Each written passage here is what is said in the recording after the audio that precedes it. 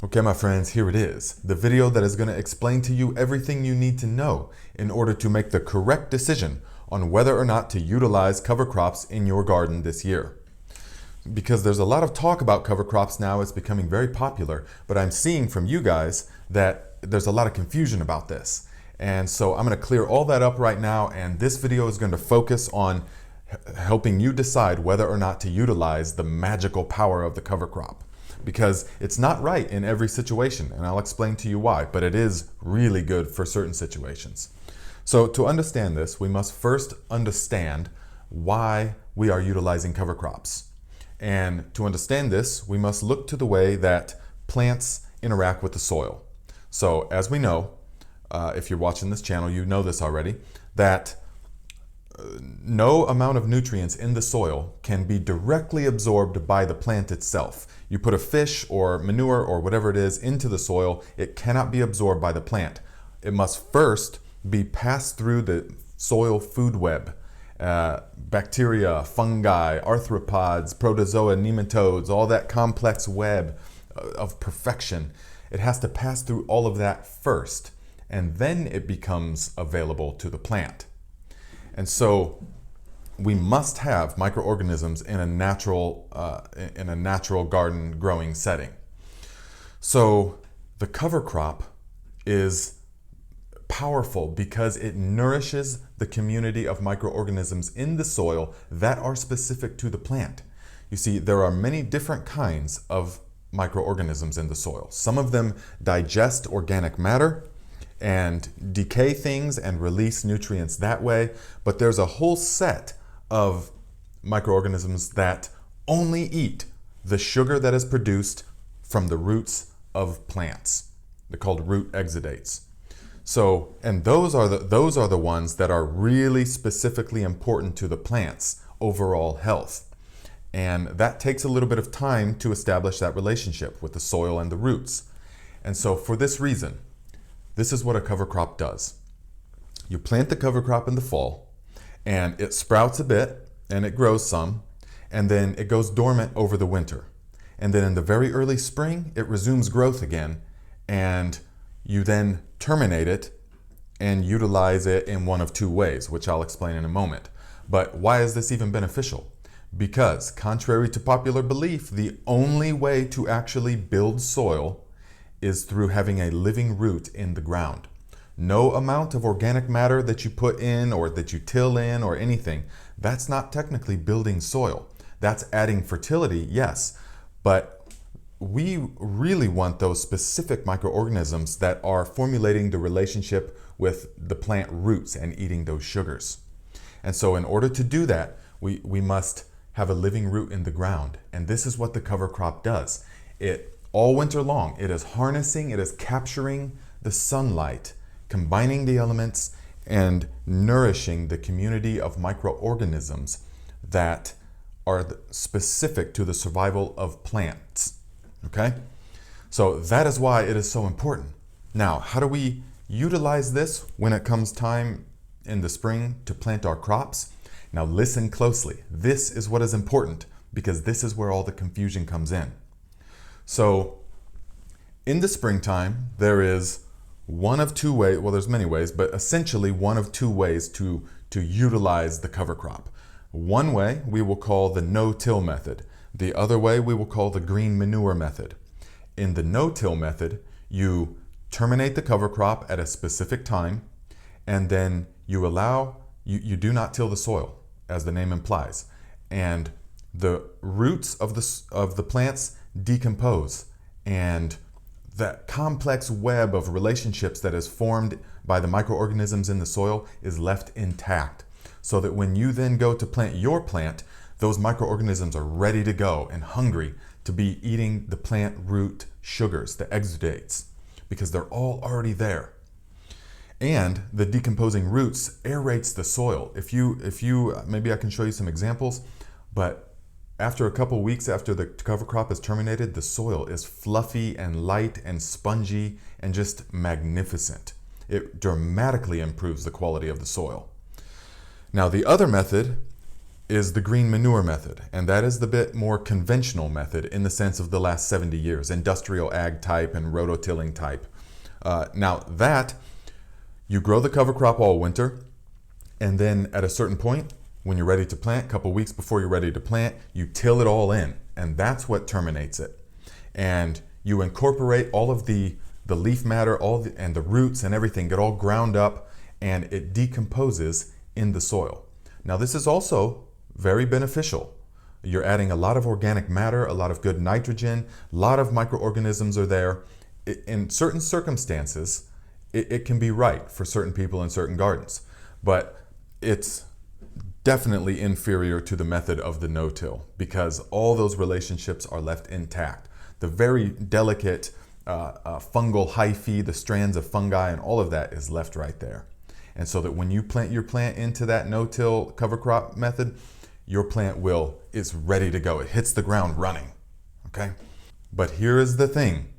Now, if you're gonna do the green manure method, you can terminate the cover crop at virtually any time that you need to. About 3 weeks before you're going to plant, you will till it all in. But if you're going to do the no-till and thus reap way more benefits as far as what you've done to the soil, then you must terminate it at the right time, because it can be a nightmare for some people when they plant the cover crop and then they try to terminate it in the springtime and it just grows right back. So we're going to examine the two basic cover crops here, and that's what we utilize is the clovers, in particular either crimson clover or red clover depending on where you're at, and winter rye or winter wheat. So if you plant winter wheat now and then you think that you're going to utilize that plot in the early spring to plant your cabbages and you're just going to mow it down, it's not going to work like that. It's going to grow right back. And it doesn't matter how many times you mow it down, it's going to keep growing right back. And the same is true with the clover, unless you do it at exactly the right time. Because here it is. The plant, either the clover or the rye, has a certain purpose in its life, and that is to reproduce, to ensure the next generation, to produce seed. And so if it grows and before it is producing seed, you cut it, it's going to grow right back. And if you cut it again, grow right back. Like grass, it will just keep growing right back. And it'll be losing your mind because you'll be trying to plant into it and it will not terminate. It doesn't matter if you put a black tarp over it, it's crazy difficult to terminate. Unless you harvest it, or you do it right at the right time, right when it has set seed, just enough till it gets to the stage where you pinch it and you see the milk coming out. I'll make videos about this in the future, but just understand that it has to be at the right stage. And then if then you terminate it, then it never grows back. And the root system will die and you can plant into it. That's because you wait right to the right time where the plant has signaled, okay, our purpose in life has been fulfilled. But yet not too long to where those seeds have become viable so that you're not spreading the rye seeds all over your garden. You see the difference? So now you can make the decision. Do I want to utilize a cover crop or not? And here is the main deciding factor. What am I going to plant there next year? Am I going to plant a cool-loving early spring crop, such as cabbages and peas and carrots or daikon radish, all that kind of stuff? If I'm going to plant that, then I do not grow a cover crop, because we're only going to examine the no-till method. Because if you're tilling it, then that's a different thing, and you can do it really at any time. But if you're doing the no-till, then you must understand that you cannot plant in the early spring in that plot. You must wait until the cover crop comes to the certain point, and that point is going to be right around May. It's going to be within the month of May, depending on where you're at, to where you can terminate that cover crop. Maybe earlier, early May, depending on where you're at. A cover crop is going to be ideal for all of your heat-loving stuff, such as tomatoes, cucumbers, peppers, squash, corn, eggplants, I'm sure there's many others, you know, heat-loving herbs like basil and all of that. Things that you would plant well after the last frost.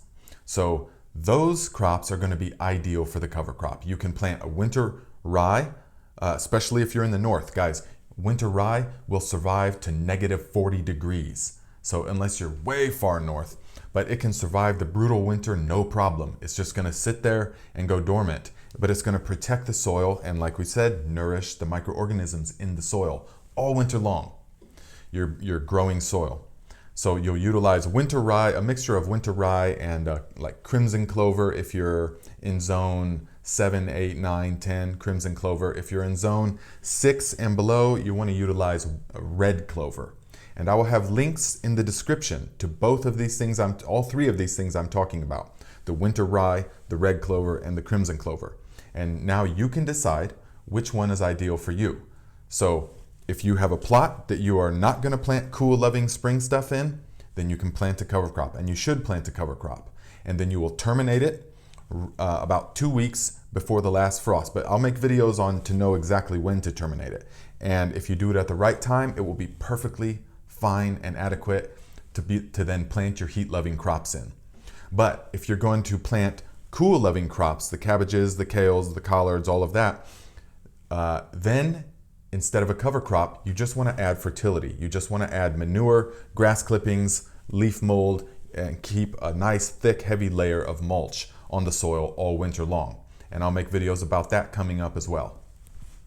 Okay, so do you have the difference now, my friends? Let me know in the description or in the comments if you have understood what I'm saying. If I need to clarify further, I can, but now you understand the difference.